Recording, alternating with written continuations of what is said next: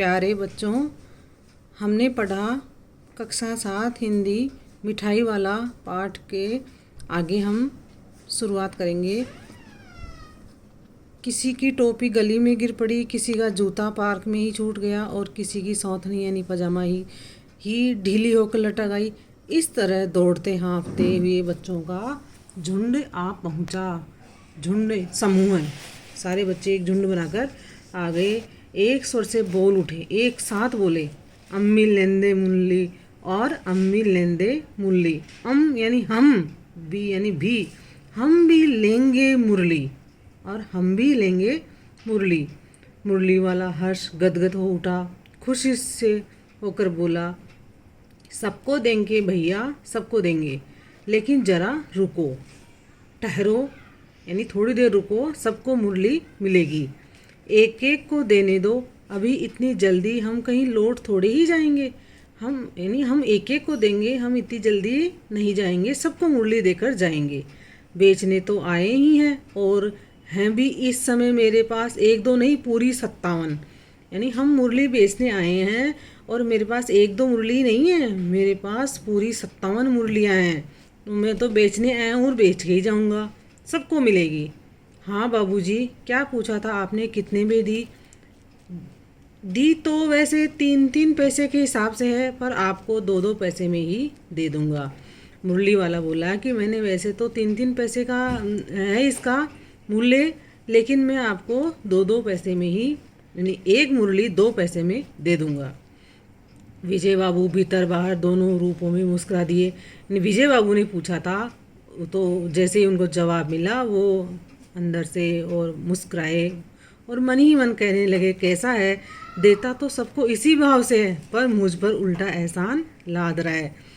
विजय बाबू सोचने लगे कि ये सबको इसी भाव से देता है, लेकिन मुझे 2 रुपये में, सबको 2-2 रुपये में, 2-2 पैसे में ही देता है, लेकिन मुझे 2 पैसे दे करके एहसान कर रहा है। फिर बोले, तुम लोगों को झूठ बोलने की आदत होती है। विजय बाबू बोले कि तुम लोग जो ये बेचने वाले आते हो ना, तुम लोगों को झूठ बोलने की आदत होती है। देते होंगे सभी को 2-2 पैसे में, पर एहसान का बोझ मेरे ही ऊपर लाद रहे हो। यानी आप सबको 2-2 पैसे में देते होंगे, लेकिन मेरे ऊपर एहसान लाद रहे हो। मुरली वाला एकदम अप्रतिभ हो उठा, एकदम ऐसे अचानक आश्चर्यचकित हो गया, विस्मित हो गया। बोला, आपको क्या पता बाबूजी कि इनकी असली लागत क्या है? बाबूजी, आपको क्या पता है इसकी असली मूल्य क्या है? ये तो ग्राहकों का दस्तूर होता है कि दुकानदार चाहे हानि उठाकर चीज़ क्यों न बेचे। ये तो ग्राहक की उनका दस्तूर होता है, आदत होती है कि दुकानदार चाहे हानि उठाकर, लॉस उठाकर ही चीज़ को क्यों न बेचे, पर ग्राहक यही समझते हैं कि दुकानदार हमें लूट रहा है। ग्राहक हमेशा यही समझता है कि दुकानदार हमको लूट रहा है। आप भला काहे का विश्वास करेंगे, लेकिन सच पूछिए तो बाबूजी, असली दाम 2 ही पैसा है। विजय बाबू से बोल रहे हैं, मुरली वाला बोल रहे हैं कि बाबूजी सच में तो इसका जो मूल्य है वो 2 पैसा ही है। आप कहीं से 2 पैसे में ये मुरली नहीं पा सकते। यानी आपको दूसरी जगह से ख़रीदोगे तो 2 पैसे से ज़्यादा में मिलेगी। मैंने तो पूरी 1000 बनवाई थी, तब मुझे इस भाव से पड़ी है। मैंने 1, 2, 10, 20 नहीं, मैंने पूरी की पूरी 1000 मुरली बनवाई थी, इसलिए मुझे 2 पैसे में इसका मूल्य पड़ा है। विजय बाबू बोले, अच्छा मुझे ज़्यादा वक्त नहीं, जल्दी से दो ठो निकाल दो, 2 मुरली निकाल दो। 2 मुरलियाँ लेकर विजय बाबू फिर मकान के भीतर पहुंच गए, अंदर चले गए। मुरली वाला देर तक उन बच्चों के झुंड में मुरलियाँ बेचता रहा। उसके पास कई रंग की मुरलियाँ थी। विजय जो मुरली वाला था, बच्चों के झुंड में मुरलियाँ बेचता रहा। विजय बाबू अपने मकान के अंदर चले गए और बच्चे जो रंग पसंद करते, मुरली वाला उसी रंग की मुरली निकाल देता। बच्चे जिस रंग की मुरली पसंद करते, मुरली वाला उसी रंग की मुरली निकाल कर बच्चों को दे देता। यह बड़ी अच्छी मुरली है, तुम यही ले लो बाबू, राजा बाबू तुम्हारे लायक तो बस यही है। मुरली वाला बोलता बच्चों के, राजा बाबू तुम्हारे लिए तो ये मुरली अच्छी है, ये वाली ले लो, वो वाली ले लो। हाँ भैया, तुमको वही देंगे, ये लो, तुमको वैसी न चाहिए ना, यह नारंगी रंग की, अच्छा वही ले लो। नारंगी, लाल, जो भी तुम्हें पसंद आ रही है वो मुरली ले लो। ले आए पैसे? मुरली वाला बच्चों से बोल रहा है, पैसे ले आया? अच्छा, ये लो, तुम्हारे लिए मैंने पहले ही से ये निकाल कर रखी थी। तुमको पैसे नहीं मिले? तुमने अम्मा से ठीक तरह मांगे न होंगे। धोती पकड़कर पैरों में लिपटकर अम्मा से पैसे मांगे जाते हैं बाबू। मुरली वाला बच्चों को बता रहा है कि मम्मी पापा से किस तरह से पैसे मांगे जाते हैं। मम्मी के पैरों में पैरों में लिपट कर और रिक्वेस्ट करके, प्रार्थना करके पैसे मांगे जाते हैं। फिर जाओ, अब की बार मम्मी पैसे दे देगी। दुअन्नी है तो क्या हुआ, ये लो पैसे वापस लो, ठीक हो गया ना हिसाब। यानी जो पैसे वापस बचे हैं वो वापस लेके जाओ, अपना हिसाब हो गया है। मिल गए पैसे? देखो मैंने तरकीब बताई। अच्छा, अब तो किसी को नहीं लेना है, सब ले चुके। तुम्हारी माँ के पास पैसे नहीं है, अच्छा तुम भी ये लो। इतने अच्छा था वो मुरली वाला, जिस बच्चे के पास पैसे नहीं थे उसको भी उसने मुरली दे दी। अच्छा, तो अब मैं चलता हूँ। इस तरह मुरली वाला फिर आगे बढ़ गया। आज अपने मकान में बैठी हुई रोहिणी मुरली वाले की सारी बातें सुनती रही। आज भी उसने अनुभव किया, बच्चों के साथ इतने प्यार से बातें करने वाला फेरी वाला पहले कभी नहीं आया। फिर वह सौदा भी कैसा सस्ता बेचता है, कितना सस्ती चीज़ें बेचता है वो वाला आदमी। जान पड़ता है समय की बात है, जो बेचारा इस तरह मारा मारा फिरता है। पेट जो न कराए सो थोड़ा, यानी समय की बात है। पेट भरने के लिए इंसान इधर उधर भाग दौड़ करता है।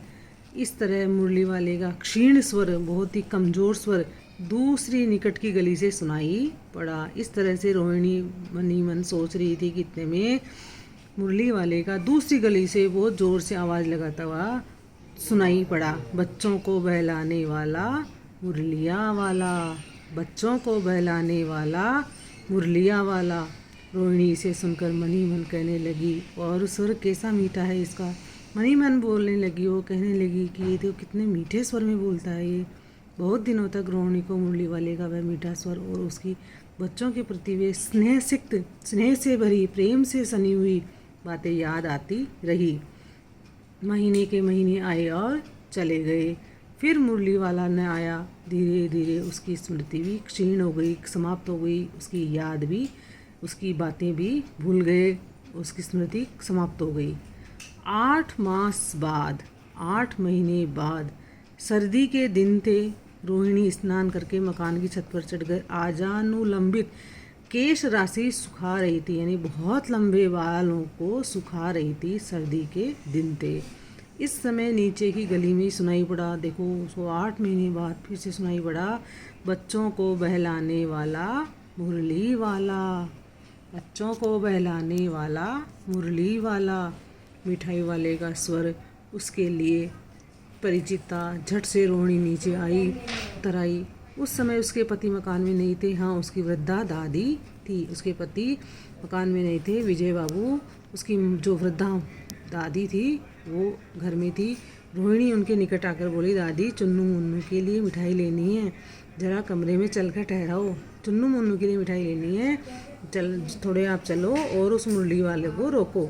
मैं उधर कैसे जाऊं, कोई आता न हो, ज़रा हटकर मैं चिक्की ओट में बैठा रहूँगी। नहीं, मैं उधर नहीं जा सकती, कोई आ रहा होगा, मैं चटाई की ओट में बैठी रहूँगी, आप बात उसको कमरे में बुला लो। दादी उठकर कमरे में आकर बोली, ए मिठाई वाले, यानी इस बार वो मिठाई लेकर आया है, इधर आना। मिठाई वाला निकट आ गया, बोला, कितनी मिठाई दूँ माँ? ये नए तरह की मिठाइयाँ हैं, रंग बिरंगी हैं, कुछ कुछ खट्टी है, कुछ कुछ मीठी है, जायकेदार है, बड़ी देर तक मुंह में टिकती है, यानी खाते रहो, चूस कर उसको मिठाई का आनंद लेते रहो, जल्दी नहीं घुलती है। बच्चे बड़े चाव से चूसते हैं। इन गुणों के सिवा ये खांसी भी दूर करती है। किसी के खांसी हो रही हो तो उसको भी ये जो मिठाई है वो दूर करती है। कितनी दूँ? चपटी गोल पहलदार गोलियां हैं, पैसे की 16 देता हूँ। मिठाई वाला बोला, माँ मैं 1 पैसे की 16 मिठाई देता हूँ, धन्यवाद।